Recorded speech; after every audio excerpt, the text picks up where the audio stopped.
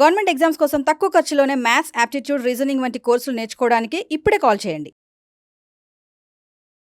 నమస్కారం అలగారి రవీంద్రనాథ్ గారు. నమస్తే అండి శ్రీ గారు. ఈ మధ్య కాలంలో మనం చూస్తే చాలా ఎక్కువగా హాస్టల్స్ అయితే విపరీతంగా వచ్చేసాయని చెప్పొచ్చు. ఒకవైపు చూస్తే వీళ్ళు కేవలం లాభాల కోసమే హాస్టల్ నడుపుతున్నారా అని అనిపిస్తూ ఉంటుంది. అండ్ ఇంకొకటి ఏంటి అంటే సార్, ఎస్పెషలీ ఉమెన్ హాస్టల్స్ కనుక మనం నడిపించేటప్పుడు చట్ట ప్రకారంగా ఎలాంటి రూల్స్ పాటించాలి అంటారు? అండ్ పర్టికులర్గా ఇంతమంది ఈ ఏరియాలో ఇంత స్పేస్లోనే ఉండాలి అండ్ ఉమెన్స్ పరంగా వచ్చేసరికి సేఫ్టీ, సెక్యూరిటీ అనేది ఏ విధంగా పాటించాల్సిన అవసరం ఉందంటారు సార్? చాలా ఇంట్రెస్టింగ్ క్వశ్చన్ శ్రీ గారు. ఇటీవల కాలంలో మన హైదరాబాద్, విశాఖపట్నం, వరంగల్ ప్రధాన సిటీల్లో వేరే రాష్ట్రాల నుంచి చదువు నిమిత్తం కావచ్చు, ఉద్యోగాల కోసం చెప్పి, ఎందుకంటే కాలేజెస్ పెరుగుతున్నాయి, అవకాశాలు పెరుగుతున్నాయి కాబట్టి ఉమెన్స్ ఇల్లు దాటి వేరే చోట ఉండి చదువుకోవడం కావచ్చు, ఉద్యోగం కోసం చెప్పి అనేక రకాలుగా ఉండే ప్రయత్నం జరుగుతుంది. దీనికి సంబంధించి హాస్టల్స్ అన్నవి మ్యాండేటరీ ప్రతి చోట. చాలా సందర్భాలు ఇటీవల ఒకప్పుడు మన హైదరాబాద్ విషయాన్ని తీసుకున్నట్లయితే కేవలం అమీర్పేటలో ఉన్నటువంటి హాస్టల్స్ కొన్ని వందల వేల సంఖ్యలో ఉన్నాయి. అవి అలా పెరుగుతూ కూడా కంప్లీట్గా వెస్ట్ జోన్లో కూడా అనేక వేల హాస్టల్స్ అన్నవి మన హైదరాబాద్లో ఉన్నాయి. హాస్టల్స్, ఉమెన్స్ హాస్టల్ కావచ్చు, మేల్ హాస్టల్స్ కావచ్చు. అయితే ప్రతి హాస్టల్లో మెయింటైన్ చేయడానికి దానికి ఒక సిస్టమ్ ఉంది, ఒక ప్రొసీజర్ ఉంది. ఆ ప్రొసీజర్ ప్రకారం మాత్రమే హాస్టల్స్ అనేవి మెయింటైన్ చేయాల్సిన అవసరం అయితే ఉంటుంది. దీనికి సంబంధించి కనీసంగా ఎటువంటి రూల్స్ ఉండాలి, అసలు లీగల్ చట్టాలు ఏం చెప్తున్నాయనే విషయాన్ని నేను మీతో షేర్ చేసుకునే ప్రయత్నం చేస్తాను. హాస్టల్స్, ముఖ్యంగా ఉమెన్స్ హాస్టల్ మెయింటైన్ చేయడానికి మెయిన్ ఇంపార్టెంట్ ఏంటంటే గుర్తుపెట్టుకోవాల్సి షాప్స్ అండ్ ఎస్టాబ్లిష్మెంట్ యాక్ట్ ప్రకారం దీన్ని ఖచ్చితంగా అక్కడ ఆ లేబర్ డిపార్ట్మెంట్ నుంచి లేబర్ లైసెన్స్ అనేది ఖచ్చితంగా తీసుకోవాలి. ఇది ఒక important point. Number 2, trade licence కూడా తీసుకోవాలి. షాప్స్ అండ్ ఎస్టాబ్లిష్మెంట్ యాక్ట్ ప్రకారం కూడా ట్రేడ్ లైసెన్స్ కూడా ఉండాలి దీనికి ఖచ్చితంగా. ఇక ఏదైతే దగ్గర కొట్టిన పోలీస్ స్టేషన్, అంటే రీసెంట్గా women centre for women's safety and security అని చెప్పి ఒక ఎక్సలెన్స్ వాళ్ళు ఇటీవల కాలంలో అనేక హాస్టల్స్ని వాళ్ళు అధ్యయనం చేసి 90%, మోర్ దెన్ 90% ఆఫ్ ఉమెన్స్ హాస్టల్స్లో కనీస భద్రతా ప్రమాణాలు లేవు అని చెప్తూ కూడా వాళ్ళు ఒక నివేదిక కూడా విడుదల చేయడం జరిగింది దీనికి సంబంధించి. అంటే భద్రతా ప్రమాణాలు ఎట్లా అంటే హాస్టల్స్ యొక్క ప్రహరీ గోడ కంపల్సరీ ఉండాలి. అది కూడా 5 feet ప్రహరీ గోడ కంపల్సరీ ఉండాలి. ఇది నెంబర్ 1 పాయింట్. నెంబర్ 2, హాస్టల్స్లో ఎంట్రీ అండ్ ఎగ్జిట్ కూడా విడివిడిగా ఉండాలి. ఆ ఎంట్రీ అండ్ ఎగ్జిట్లో కూడా కనీసంగా ఎంత ఉండాల్సినటువంటి సీసీ కెమెరాస్ ఖచ్చితంగా మినిమం 15 days స్టోరేజ్ ఉన్నటువంటి సీసీ ఫుటేజ్ కూడా వాళ్ళ దగ్గర స్టోర్ అయి ఉండాలి. అదేవిధంగా కామన్ కారిడార్ కావచ్చు, అదేవిధంగా హాస్టల్లో ఉన్న రూమ్లో కూడా ఎటువంటి ఇబ్బంది లేకుండా ప్రాపర్ వెంటిలేషన్స్, ప్రాపర్గా గాలి వెలుతురు వచ్చే సౌకర్యం ఉన్నట్టుగా ఉండాల్సిన అవసరం కూడా ఉంటుంది. వీటితో పాటు ఆ హాస్టల్స్లో క్యాంటీన్ ఉంటే ఖచ్చితంగా FSSAI నుంచి కూడా పర్మిషన్, ఫుడ్ సేఫ్టీ నుంచి కూడా పర్మిషన్ తీసుకోవాలంటే ఫుడ్ యొక్క నాణ్యత ప్రమాణాలు కూడా ప్రాపర్గా ఉన్నాయో లేదండి. ఈ FSSAI లైసెన్స్ లేకుండా అక్కడ క్యాంటీన్ నిర్వహించడం చట్టరీత్యా నేరం.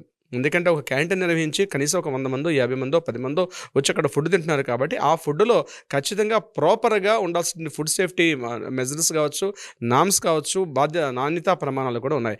మన ఫుడ్ సేఫ్టీ ఆఫీసర్స్ కూడా ప్రతి క్యాంటీన్ కూడా సందర్శించి అక్కడ ఫుడ్ సిస్టమ్ను కూడా ఎంక్వైరీ చేయాల్సిన అవసరం కూడా ఉంది. నాకు తెలిసి చాలా హాస్టల్స్లో FSSAI నుంచి పర్మిషన్ లేకుండా చాలా క్యాంటీన్స్ రన్ అవుతున్నాయి. అసలు అవి లేకుండా రన్ చేయడం అన్నది చట్టరీత్యా నేరం. ఇది కాకుండా ఎవరైతే సెక్యూరిటీ సిబ్బంది, ముఖ్యంగా ఉమెన్స్ హాస్టల్ని మెయింటైన్ చేసేటప్పుడు తప్పనిసరిగా అక్కడ ఉమెన్స్ యొక్క సెక్యూరిటీ గార్డ్స్ కంపల్సరీ పెట్టాలి. అంతే అంటే నాట్ ఓన్లీ ఉమెన్సే కాదు, మేల్ అండ్ ఫీమేల్ ఉమెన్స్ సేఫ్టీకి కొంతమంది ఉమెన్స్ కూడా అక్కడ సెక్యూరిటీ సిబ్బందిని నియమించాల్సిన అవసరం కూడా ఉంది. ఎంట్రీలు ఎవరు వస్తున్నారు, ఎగ్జిట్లు ఎవరు వెళ్తున్నారు అనే విషయాన్ని కూడా ఇప్పుడు కూడా ఒక సర్వీస్ లిస్ట్ అక్కడ ఉండాలి. ప్రతిదీ కూడా రికార్డ్ చేయాలి. వీళ్ళతో బయోమెట్రిక్ సిస్టమ్ని కూడా ఏర్పాటు చేయమని చెప్పి కూడా నివేదికలు అందజేస్తూ ఉన్నాయి. ఇంకోటి, అక్కడ సిబ్బందిని ఎవరైతే నియమిస్తున్నారో ఆ సిబ్బందిని దగ్గర ఉన్న పోలీస్ స్టేషన్లో ఎవరు ఎంతమంది ఇక్కడ వర్క్ చేస్తున్నారని చెప్పి దగ్గరలో ఉన్న పోలీస్ స్టేషన్లో కూడా నమోదు చేయాలి. వాళ్ళ డీటెయిల్స్ కూడా పోలీసుల యొక్క త్రూగానే వాళ్ళని నియామకాలు చేస్తే చాలా వరకు సేఫ్టీ ఉంటుంది. ఎందుకంటే ఇది నేను కొద్దిగా ఎక్కువగా చెప్తున్నాను. చాలా చోట్ల ఏంటంటే నేపాల్ నుంచి, బీహార్ నుంచి, మిగిలిన చోట్ల నుంచి కూడా వాళ్ళు వస్తారు. వాళ్ళు నిజంగా క్రిమినల్ మైండ్స్ ఉంటారో లేకపోతే అంటే రేట్ సెషన్ తక్కువ అని చెప్పి కూడా చాలా హాస్టల్స్ వాళ్ళు సెక్యూరిటీ సిబ్బంది 70 to 80% లేవని చెప్పి నివేదికలు చెప్తున్నాయి. ఉన్న 20% సెక్యూరిటీ గార్డ్స్ పెట్టే వాళ్ళకు కూడా రేట్ని కాస్త మనం రెడ్యూస్ చేసుకునే ఉద్దేశంతో ఏం చేస్తారంటే బయట వేరే రాష్ట్రాలు బీహార్, యూపీ, అదేవిధంగా ఉత్తరాఖండ్ అక్కడి నుంచి వాళ్ళు సెక్యూరిటీ సిబ్బందిగా నియమిస్తారు. అయితే వాళ్ళ డీటెయిల్స్ ప్రాపర్గా ఉండవు, వాళ్ళ ఆధార్ కార్డు కావచ్చు, వాళ్ళ అడ్రస్ డీటెయిల్స్ ఇవి కూడా ప్రాపర్గా ఉండవు. సో దగ్గర ఉన్న పోలీస్ స్టేషన్లో వాళ్ళ యొక్క డీటెయిల్స్ కూడా నమోదు చేయాల్సినటువంటి అవసరం కూడా ఉంది. అంతేకాకుండా అక్కడ లోపల ప్రొవైడ్ చేసేటువంటి ఫ్యాన్స్ కావచ్చు, ఎలక్ట్రికల్ సిస్టమ్స్ అన్నీ కూడా ప్రాపర్గా ఉండాలి. ఇంకొకటి ఇంపార్టెంట్ పాయింట్, ఎప్పుడైనా హాస్టల్లో ఒక హాస్టల్ మనం చూజ్ చేసుకుంటాం అంటే ఆ హాస్టల్లో ఉండాల్సిన పర్సన్కి మేనేజ్మెంట్కి ఒక ఎంఓయూ కూడా ఉంటుంది, ఒక అగ్రిమెంట్ కూడా చేసుకోవాలి. అట్ ద సేమ్ టైం ఆ అగ్రిమెంట్ ప్రకారం ఎంత అమౌంట్ తీసుకుంటున్నారు, ఎంత అమౌంట్ ఎలా పేమెంట్ చేసుకుంటున్నారు, వాటికి సంబంధించిన ట్యాక్స్లన్నీ ప్రాపర్గా పేమెంట్ చేస్తున్నారా లేదంటే కూడా వెరీ వెరీ ఇంపార్టెంట్. అంతేగాని ఇరుకిరుకు గదుల్లోని దోమలు, అదేవిధంగా నల్లులు, బొద్దింకలు ఉన్నటువంటి ఒక అపరిశుభ్ర వాతావరణంలో మహిళలకు సంబంధించినటువంటి అనేక రకాల వ్యాధులు బారిన పడే కూడా అవకాశం ఉంటుంది. At the same time commodes ఉన్నటువంటి టాయిలెట్స్ ఇవన్నీ కూడా ప్రాపర్గా ఎప్పటికప్పుడు మార్నింగ్ అండ్ ఈవినింగ్ అవన్నీ కూడా ఎప్పటికప్పుడు క్లీన్ చేసే అవకాశం కూడా చేయాల్సిన అవసరం అయితే ఉంటుంది. ఇది కాకుండా అక్కడ హాస్టల్ వార్డెన్స్ ఎవరైతే ఉంటారో ఖచ్చితంగా ఒక ఫిమేల్ స్టాఫ్, అక్కడ most of the female staff ఉండేటట్టుగా చూసుకోవాలి. మేల్ స్టాఫ్ పెట్టుకోవడం వల్ల కూడా ఇబ్బంది. ఇది కాకుండా ఒక హాస్టల్ కనీసం పరిధి ఒక 50 మంది నుంచి 100 మందికి దాటే క్రమంలో అక్కడ ఖచ్చితంగా ఎంటర్టైన్మెంట్ జోన్ కూడా వాళ్ళని రిఫ్రెష్మెంట్ అండ్ ఎంటర్టైన్మెంట్ జోన్ కూడా చేయాల్సిన అవసరం అయితే ఉంటుంది. ఇండోర్ గేమ్స్ క్యారమ్స్ కావచ్చు, మిగిలిన గేమ్స్ అన్ని కూడా అక్కడ చెస్ కావచ్చు, క్యారమ్స్ ఇట్లాంటివి కూడా ఇండోర్ గేమ్స్ని కూడా ప్రొవైడ్ చేయాల్సిన అవసరం ఉంటుంది. ప్రతి హాస్టల్స్లో కూడా ఆ హాస్టల్ యొక్క డీటెయిల్స్ అన్ని కూడా దగ్గరలో ఉన్న పోలీస్ స్టేషన్లో డీటెయిల్స్ అన్ని కూడా నమోదు చేయాల్సిన అవసరం అయితే ఉంటుంది. ఇవన్నీ భద్రతా ప్రమాణాలు పాటించినప్పుడు మాత్రమే హాస్టల్స్ అన్నవి ప్రాపర్గా మెయింటైన్ చేసే అవకాశం ఉంటుంది. ఇందులో ఇప్పుడు నేను చెప్పే వివరాల్లో ఏ ఒక్కటి లేకపోయినా సరే తర్వాత చాలా ఇబ్బందులు పడే అవకాశం ఉంటుంది. ఏవైనా జరగకూడనటువంటి ఏమైనా దుస్సంఘటనలు జరిగితే మాత్రం వాటన్నిటికి కూడా భారీ మూల్యం చెల్లించుకునే అవకాశం కూడా ఉంటుంది. ఇటీవల లాస్ట్ ఇయర్ మనం 2023లో చూసాం, ఒక మహిళ హాస్టల్స్లోనే ఉరివేసుకొని చనిపోయిన సంఘటనలు కావచ్చు, అదేవిధంగా హాస్టల్కి వెళ్తూ వస్తున్నటువంటి సందర్భాల్లో కూడా ఆ మీద అఘాయిత్యాలు జరిగిన సంఘటనలు కూడా మనం ఇటీవల కాలంలో చాలా చూస్తున్నాం. ఇంకొకటి ఏంటంటే ఎక్కడైతే హాస్టల్స్ ఉంటాయో హాస్టల్స్ మ్యాండేటరీగా ఏంటంటే రోడ్డు సౌకర్యం, ఆ ఉండే స్ట్రీట్ లైట్ సౌకర్యం, మరి కార్నర్లో అంటే పూర్తిగా ప్రైవసీ కాకుండా కాస్త ఎలివేటెడ్లో ఉండాల్సిన అవసరం ఉందని చెప్పి మన యొక్క నివేదికలన్నీ కూడా చెప్తున్నాయి. దీని మీద చేసేటువంటి సర్వే రిపోర్ట్స్ అన్ని కూడా చెప్తున్నాయి. దీనికి సంబంధించి హాస్టల్స్ యొక్క నిర్వహణ, భద్రతా ప్రమాణాలు నాణ్యతగా ఉన్నప్పుడే ఒక హెల్దీ అట్మాస్ఫియర్ని మనం చూపించుకోగలుగుతాం. అప్పుడే స్త్రీలు బేషరతుగా అంటే భయం లేకుండా ఎక్కడైనా సంచరించే అవకాశం కూడా ఉంటుంది.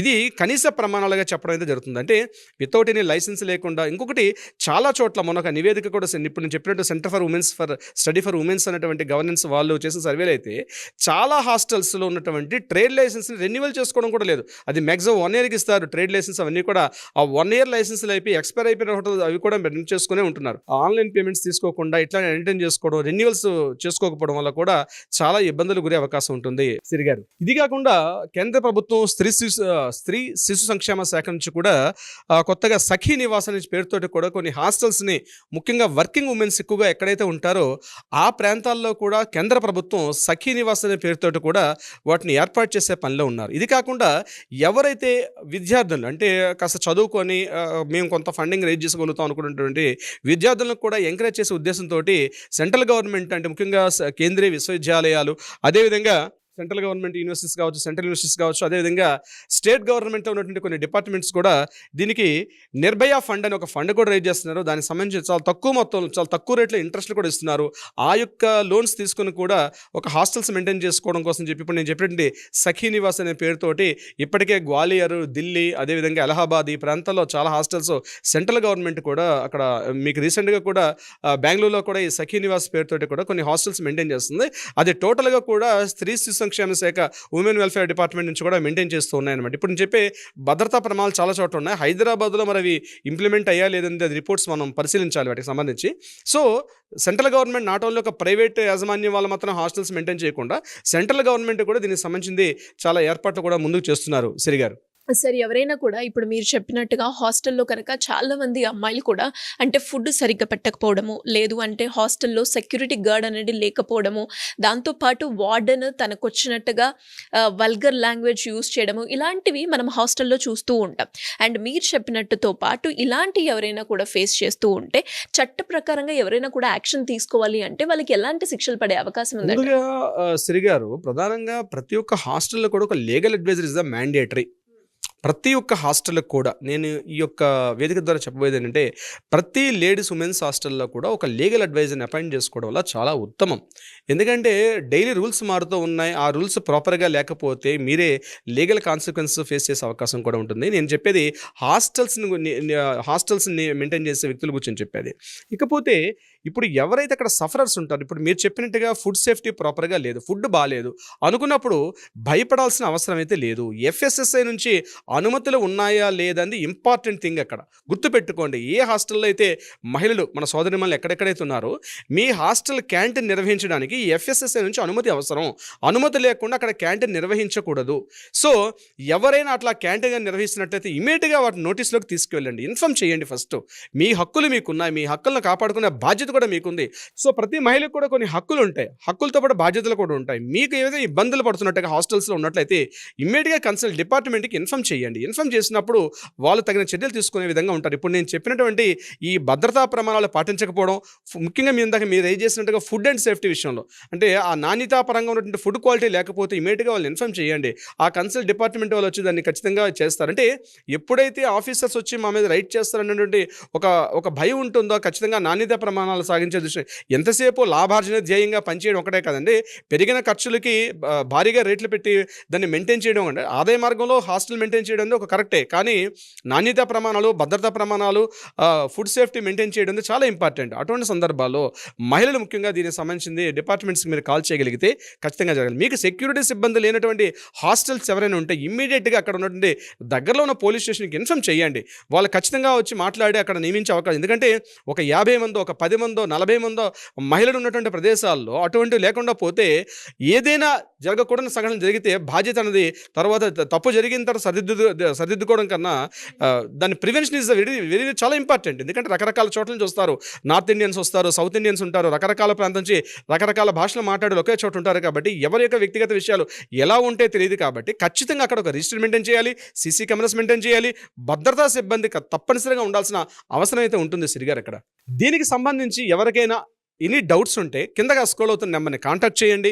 మన లీగల్ టీం వాళ్ళకి అప్రోచ్ అవుతారు, సలహా సంప్రదింపులు ఇచ్చే అవకాశం ఉంటే అవి కూడా ప్రయత్నం చేస్తారు. అది కాకుండా ఏదైనా న్యాయపరంగా పరిష్కారం కావాలంటే కూడా తప్పనిసరిగా మీకు తగిన విధంగా సలహా సంప్రదింపులు చేసే అవకాశం కూడా ఉంటుంది. సిరి గారు, thank you sir, thank you so much. Thank you so much. Suman టీవీలో మీ పర్సనల్ అండ్ బిజినెస్ ప్రమోషన్స్ కోసం కింది నెంబర్కి కాంటాక్ట్ చేయండి.